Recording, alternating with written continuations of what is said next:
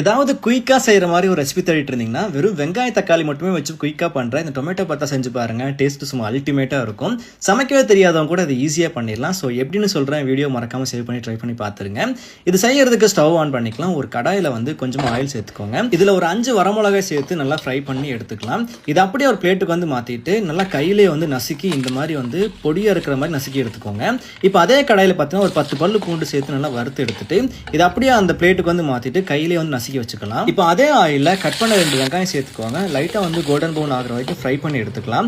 இப்போ அதே கடாயில பாத்தீங்கன்னா ஒரு 3 தக்காளி கட் பண்ணி சேர்த்து நல்லா வந்து குக் பண்ணிக்கோங்க. தக்காளிக்கு தோல்லாம் வந்து நீக்கிட்டு நம்ம ரெடி பண்ணி வச்சிருந்த மிளகாய் பூண்டு கூட இந்த வெங்காய தக்காளி வந்து சேர்த்துக்கலாம். கூடவே கொஞ்சமா கொத்தமல்லி எல்லாம் 1/2 டீஸ்பூன் அளவுக்கு உப்பு சேர்த்துட்டு நல்லா கையிலே வந்து பிசைஞ்சுக்கோங்க.